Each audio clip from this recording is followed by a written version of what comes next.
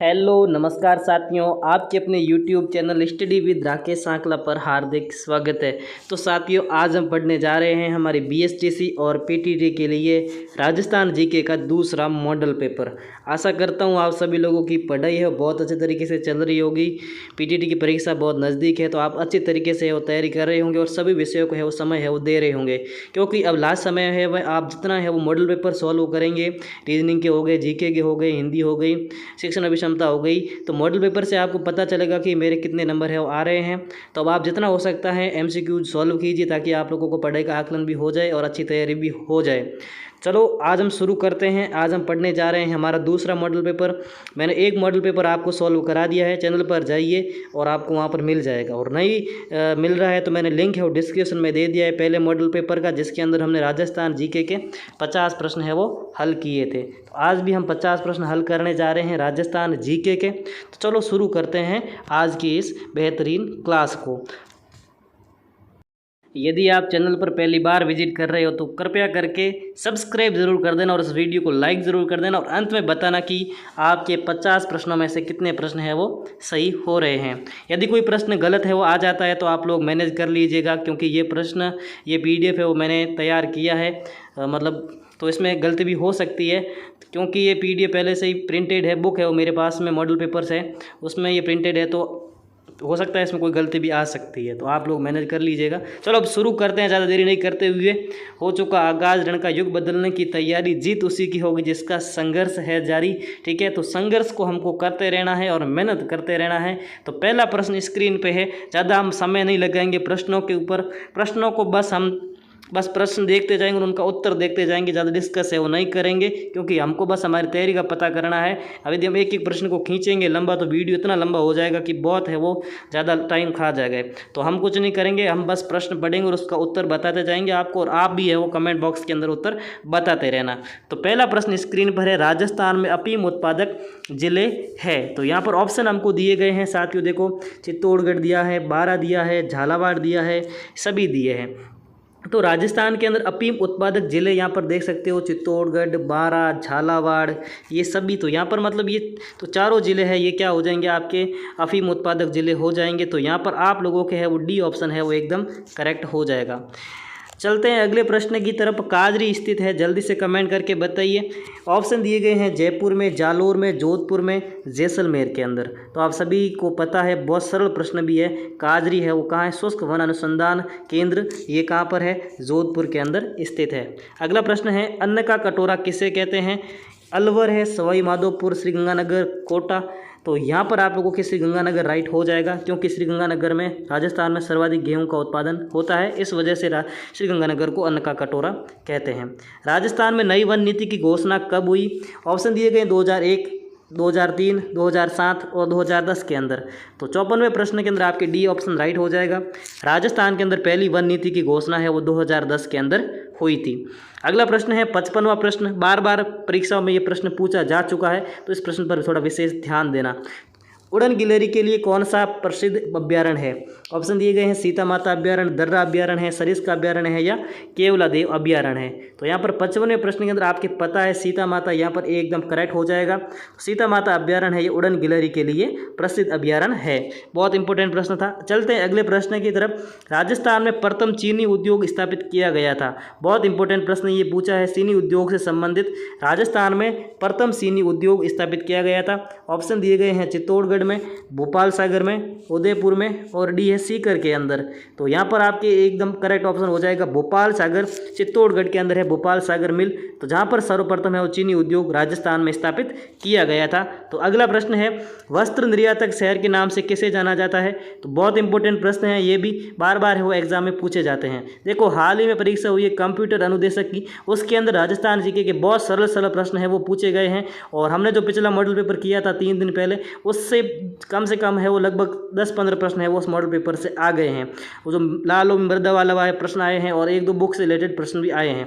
तो आप लोगों की बहुत इंपॉर्टेंट ये मॉडल पेपर रहने वाले हैं। शिद्दत से वीडियो को पूरा देखिए ध्यानपूर्वक और अपनी तैयारी का आकलन कीजिए। वस्त्र निर्यातक शहर यहाँ पर उदयपुर है, बीकानेर है, सी भीलवाड़ा है और डी जालोर है। तो आप सभी जानते हैं राजस्थान में भीलवाड़ा को वस्त्र निर्यातक शहर कहते हैं, वस्त्रों की नगरी भी कहते हैं भीलवाड़ा को, और क्या कहते हैं राजस्थान का मैनचेस्टर भी कहते हैं भीलवाड़ा को। चलते हैं अगले प्रश्न की तरफ। अगला प्रश्न है राजस्थान की मरुगंगा किसे कहते हैं। बहुत इंपॉर्टेंट प्रश्न है। इंदिरा गांधी नहर है, बीसलपुर परियोजना, चंबल नदी और बनास नदी। तो राजस्थान की मरुगंगा आप सभी जानते हैं साथियों, क्योंकि मरुगंगा का जब नाम लिया है तो यहाँ पर राजस्थान के मरु प्रदेश में कोई भी बड़ी नदी तो है वो नहीं बहती है, तो एक परियोजना है वो राजस्थान सरकार चला रही है, तो यहाँ पर इंदिरा गांधी नहर परियोजना हो जाएगी। चलते हैं अगले प्रश्न की तरफ। राजस्थान के प्रथम निर्वाचित मुख्यमंत्री है वो कौन थे। बहुत इंपॉर्टेंट प्रश्न है, ऐसा प्रश्न बार बार में ये प्रश्न पूछा जाता है एग्जाम के अंदर। तो यहाँ पर ऑप्शन दिए हीरालाल शास्त्री, टीकाराम पालीवाल, अशोक गहलोत और वसुंधरा राजे। तो आप सभी जानते हैं ये तो हाल फिलहाल के मुख्यमंत्री है। तो अब आगे आपके दो ऑप्शन तो कट चुके हैं, तो एक ऑप्शन दो ऑप्शन पीछे बचते हैं। तो यहाँ पर है वो टीकाराम पालीवाल, आप लोगों के एकदम राइट हो जाएगा। टीकाराम पालीवाल है राजस्थान के पहले है वो निर्वाचित मुख्यमंत्री थे। अगले प्रश्न की तरफ चलते हैं। अगला प्रश्न स्क्रीन पर आता है जल्दी से। हाँ, 60वां प्रश्न है मयूर ध्वज किस दुर्ग को कहा जाता है। थोड़ा सा इसको जूम इन कर लेते हैं। यदि आपको थोड़ा सही नहीं दिख रहा है तो वीडियो की क्वालिटी ज़रूर बढ़ा देना और मोबाइल को हो पूरा बड़ा कर लेना, ठीक है। अब आगे चलते हैं। मयूर ध्वज दुर्ग किसे कहा जाता है, किस दुर्ग को कहा जाता है। ऑप्शन दिए गए लोहागढ़ को, मेहरानगढ़ को, चित्तौड़गढ़ को और भटनेर को। तो आप सभी जानते हैं मेहरानगढ़ जो जोधपुर का किला है, राव जोधा ने जिसका निर्माण करवाया था, इसको मयूर ध्वज दुर्ग भी कहते हैं। और ये किस पहाड़ी पर बना हुआ, चिड़िया टूक पहाड़ी पर बना हुआ है। चलते हैं अगले प्रश्न की तरफ। ढोला मारू किस चित्रकला शैली में निर्मित है। जल्दी से कमेंट करके बताइए ढोला मारू किस चित्रकला शैली में निर्मित है। यहाँ पर बात की जा रही है बीकानेरी, मेवाड़ी, किशनगढ़ या जोधपुर। तो यहाँ पर बहुत इंपॉर्टेंट प्रश्न है, ये ढोला मारू जो चित्र है ये किस चित्रशैली में निर्मित है। तो 61वें प्रश्न के अंदर आप लोगों के यहाँ पर डी ऑप्शन राइट हो जाएगा। ढोला मारू और ये जोधपुर की है और मूमल है वो जैसलमेर से चित्रित है वो ग्रंथ है। आगे देखते हैं बेणेश्वर मेले का आयोजन कहाँ पर होता है। बहुत इंपॉर्टेंट प्रश्न ये पूछा है। 62वां प्रश्न डूंगरपुर, बी जालोर, सी नागौर और डी टोंक के अंदर। तो आप सभी को पांच जानते हैं जो डूंगरपुर के अंदर बेणेश्वर मेले का आयोजन होता है, जिसे आदिवासियों का कुंभ भी कहते हैं, ठीक है। अगले प्रश्न की तरफ चलते हैं। फतेहपुर सीकरी में अकबर से भेंट करने वाले थे। तो ऑप्शन दिए गए हैं कबीर, गुरु नानक, दादू दयाल और निम्बार्क। तो बहुत इंपॉर्टेंट ये प्रश्न बनता है। फतेहपुर सीकरी में अकबर से है वो किसने भेंट की थी। 63वें प्रश्न के अंदर आप लोगों के है वो सी वाला ऑप्शन राइट हो जाएगा, दादू दयाल, जिन्हें राजस्थान के कबीर भी कहा जाता है। तो यहाँ पर दादू दयाल एकदम करेक्ट हो जाएगा। विष्णुई संप्रदाय के प्रवर्तक है वो कौन थे। ए है जसनाथ जी, बी है जाम्बोजी, सी है संत पीपा और डी है रज्जब जी। तो बहुत इंपॉर्टेंट प्रश्न है। विष्णुई संप्रदाय के प्रवर्तक है वो जाम्बोजी थे, ठीक है। और जसनाथ जी है वो जसनाथी संप्रदाय के प्रवर्तक थे, ठीक है। और संत पीपा एक संत हुए राजस्थान के अंदर, जो झालावाड़ में उनका जन्म हुआ था गागरोन के अंदर। और रज्जब जी है वो दादू दयाल के एक शिष्य थे, ठीक है। लोक देवता तेजा जी का जन्म स्थान हमको बताना है। नागौर है, खड़नाल है, उडू कमंड है और चुरू है। तो बहुत इंपॉर्टेंट प्रश्न ये हमको पूछा है। जो लोक देवता तेजा जी उनका जन्म है वो कहाँ पर हुआ था। 65वां प्रश्न है और 65वें के अंदर आपके बी ऑप्शन राइट हो जाएगा, खरनाल। और खरनाल कहाँ है साथियों, नागौर के अंदर स्थित है। चलते हैं अगले प्रश्न की तरफ। भारत सरकार की ओर से राज्य की एकमात्र आदिम जनजाति कौन सी है। देखो भारत सरकार की ओर से राजस्थान की एक जाति को है पूर्ण रूप से आदिम जनजाति घोषित किया गया है। तो आपको बताना है कि वो कौन सी जाति है जिसको आदिम जनजाति है। देखो भील है, सहरिया है, कथोड़ी है या डामोर है। तो 66वें प्रश्न के अंदर आपके बी ऑप्शन राइट हो जाएगा। जो सहरिया जनजाति है इसे है वो राजस्थान की है वो भारत सरकार की ओर से आदिम जनजाति घोषित की गई है। और सहरिया जनजाति है वो बूंदी जिले में यह है वो निवास करती है, ठीक है। अगला प्रश्न आप लोगों के सामने आता है 67वां प्रश्न। तिमणिया आभूषण कहाँ पहना जाता है। बहुत इंपॉर्टेंट प्रश्न है। गले में, सिर में, पैर में या कमर के अंदर। तो आप सभी जानते हैं राजस्थानी महिलाएं हैं वो तिमणिया है वो कहाँ पहनती है, गले में पहनती है। तो ए वाला ऑप्शन आपके राइट हो जाएगा। 68वां प्रश्न स्क्रीन पर आता है। कौन कांच पर हरे रंग की मीनाकारी है। बहुत इंपॉर्टेंट प्रश्न ये आप लोगों के सामने आया है। ऐसे प्रश्न परीक्षा में पूछे जाते हैं और प्रश्नों का लेवल भी बहुत एकदम परफेक्ट है। पैटर्न के अनुसार ये मॉडल पेपर तैयार किए गए हैं, तो आपको बहुत हेल्प करने वाले एग्जाम के अंदर। कांच पर हरे रंग की मीनाकारी है। ए है थेवा कला, बी है उस्ता कला, सी अकोला और डी है ये सभी। तो आपको पता होगा कि जो थेवा कला है वो क्या है, कांच पर हरे रंग की मीनाकारी है। और थेवा कला है वो प्रतापगढ़ की एक कला है और वहाँ का सोनी परिवार है वो इसके अंदर बहुत है वो दक्ष है। पूरा का पूरा सोनी परिवार इस कला के अंदर अपना जीवन निर्वाह कर रहा है। चलते हैं अगले प्रश्न की तरफ। विश्व का सबसे बड़ा चांदी का पात्र कहाँ रखा हुआ है? बहुत इंपॉर्टेंट प्रश्न पूछा है। ए है जयपुर में, बी है उदयपुर के अंदर, सी है सिटी पैलेस में और डी है भीलवाड़ा के अंदर। तो 69वें प्रश्न के अंदर आपकी सी वाला ऑप्शन राइट हो जाएगा। सिटी पैलेस के अंदर जो उदयपुर के अंदर है वहाँ पर है मतलब विश्व का सबसे बड़ा चांदी का पात्र रखा हुआ है। वंश भास्कर की रचयिता है, यह बहुत इंपॉर्टेंट प्रश्न ये पूछ लिया है। ऐसे प्रश्न परीक्षा में आते हैं। तो यहाँ पर ए है सूर्यमल मिश्रण, बी है अंबिका दत्त, सी है विजय सिंह, डी है गौरी शंकर। तो सूर्यमल मिश्रण यहाँ पर राइट हो जाएगा। 70वें प्रश्न के अंदर वंश भास्कर की रचयिता है, ये बूंदी राज्य के राज्य कवि भी थे। ठीक है, तो आपको याद रखना है बूंदी राज्य के राजकवि थे वंश भास्कर और वीर रस के ये कवि थे। बहुत इंपॉर्टेंट प्रश्न था। अगला प्रश्न आप लोगों को स्क्रीन पर आता है। राजस्थान में स्वतंत्रता से पूर्व रियासतें कितनी थी? प्रश्न इस तरीके से पूछा है कि स्वतंत्रता से पूर्व राजस्थान में रियासतें थी। तो यहाँ पर 15 रियासतें, 17, 20 और 19। तो आप सभी जानते हैं स्वतंत्रता से पहले 19 रियासतें थी। ठीक है, चलते हैं अगले प्रश्न की तरफ। 3 ठिकाने थे, कितने थे? 3 ठिकाने थे और एक केंद्र शासित प्रदेश था जो अजमेर था। 3 ठिकाने थे, लावा, कुशलगढ़ और नीमराना। अगला प्रश्न है बाण माता किस राजघराने से संबंधित है? बहुत इंपॉर्टेंट प्रश्न पूछा है ये आप लोगों को। तो बाण माता है वो किस राजघराने से संबंधित है? ए में ऑप्शन मेवाड़, बी में है मारवाड़, सी में जयपुर, डी में है अलवर। तो यहाँ पर आप लोगों के एकदम करेक्ट हो जाएगा। जो बाण माता है साथियों मेवाड़ राजघराने से संबंधित है। चित्तौड़गढ़ में बाण माता का मंदिर भी बना हुआ चित्तौड़गढ़ किले के अंदर। ठीक है, तो 72वें प्रश्न के अंदर आप लोगों के राइट हो जाएगा। बाण माता है वो मेवाड़ राजघराने से संबंधित थी।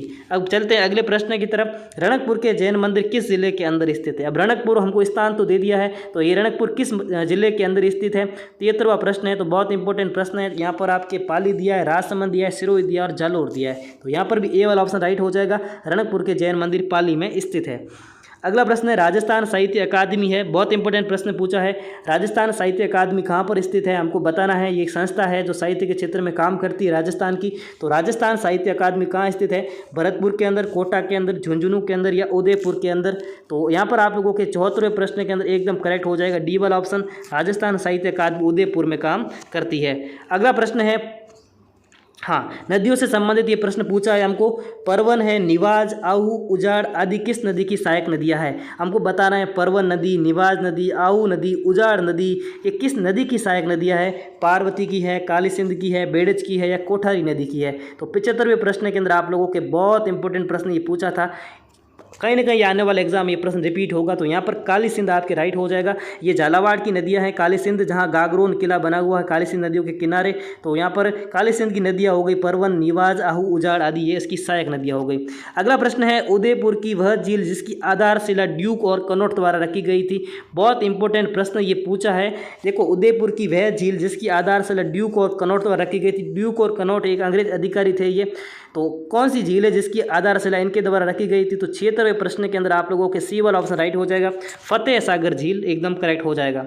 मारवाड़ का अमृत सरोवर कौन सा बांध कहलाता है?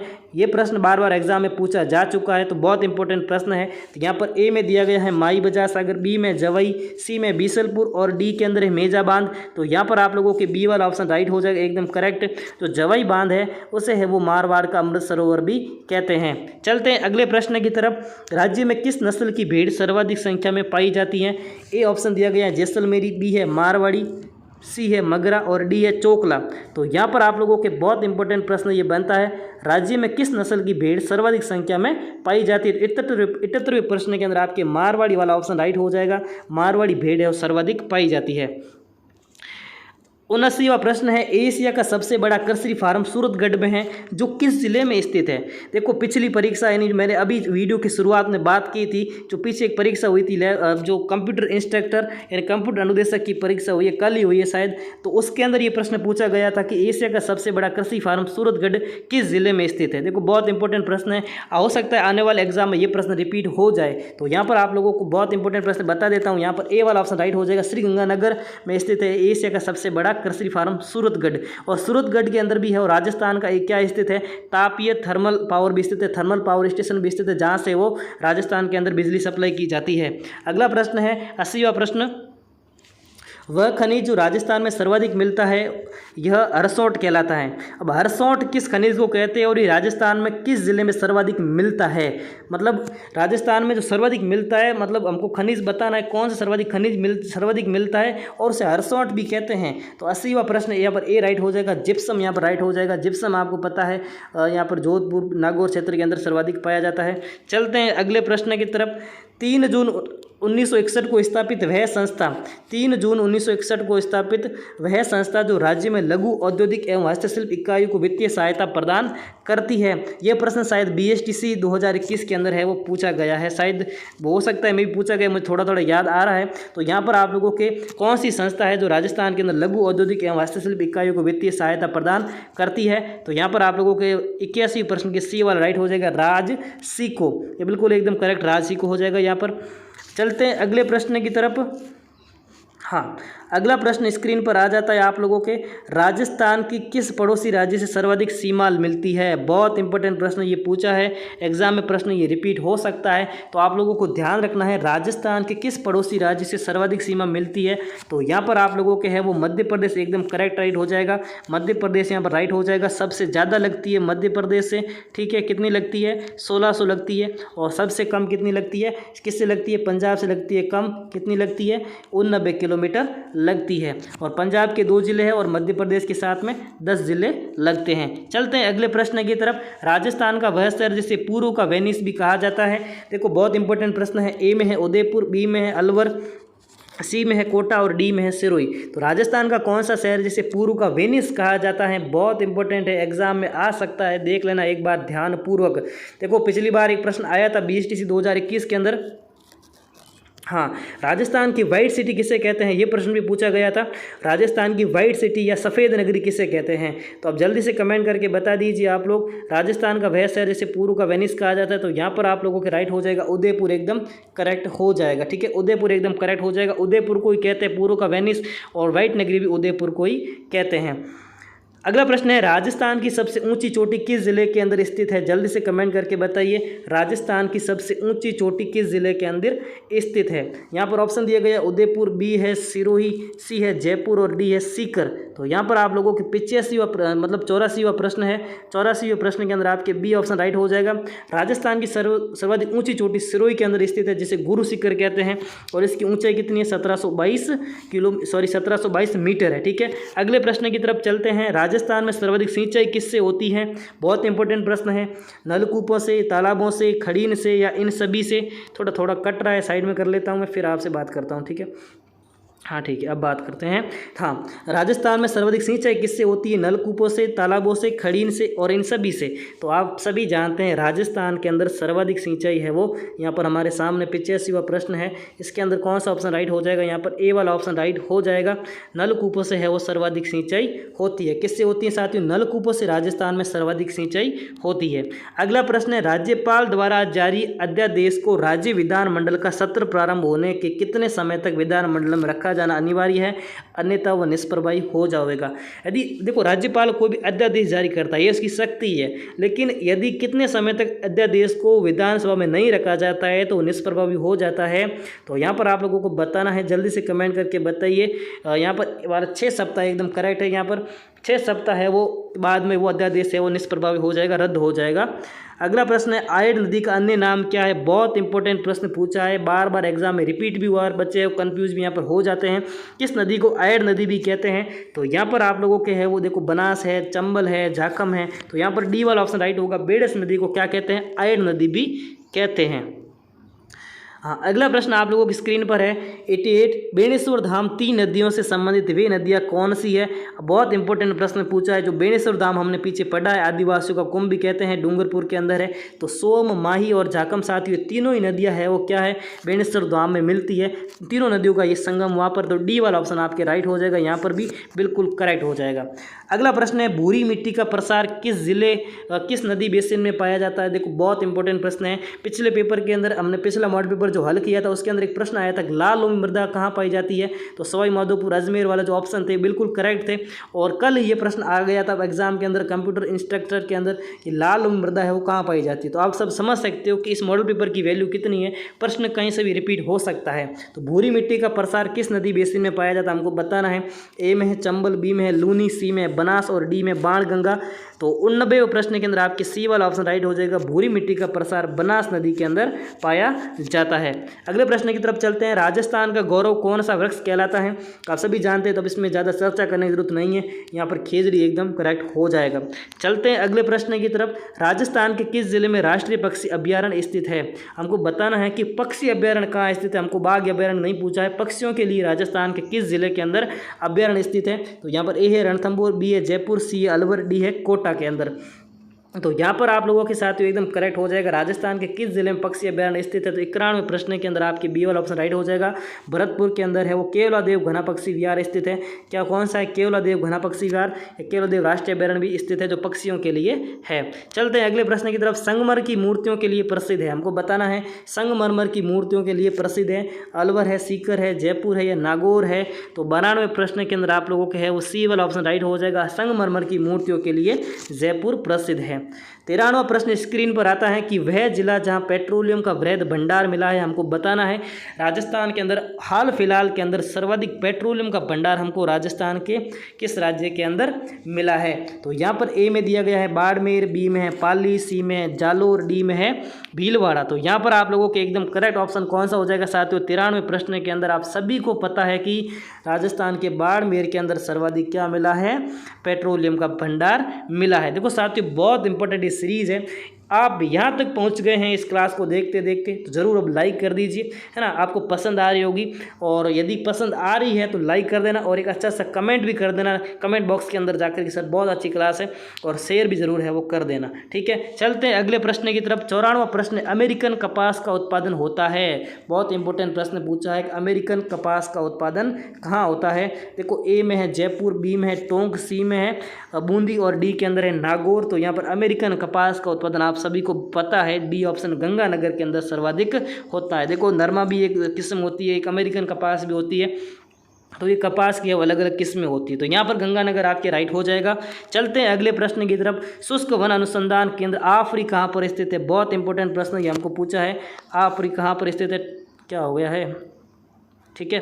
हाँ हमको पूछा है आफरी कहाँ पर स्थित है। देखो हमने पहले काजरी प्रश्न आ गया, तब आफरी भी आ चुका है। तो 95वें प्रश्न के अंदर आप लोगों के वो सी वाला ऑप्शन राइट हो जाएगा, आफरी है वो कहाँ स्थित है, जोधपुर के अंदर स्थित है। ये हमने बहुत इंपॉर्टेंट प्रश्न डिस्कस कर लिया है। अगला प्रश्न है, मिट्टी से बना बांध कौन सा है, राजस्थान का एकमात्र बांध जो मिट्टी से बना हुआ है। यहाँ पर देखो पांचना है, हमको दिए गए हैं ऑप्शन के अंदर दिए गए हैं, पांचना बांध है, मेजा बांध है, राणा प्रताप सागर बांध है और भागड़ा नागल बांध है। तो हमारा कौन सा ऑप्शन राइट हो जाएगा, आप सभी को पता है पांचना बांध है वो एकदम यहाँ पर करेक्ट हो जाएगा, ठीक है। पांचना बांध एकदम करेक्ट हो जाएगा जो मिट्टी से बना हुआ बांध है।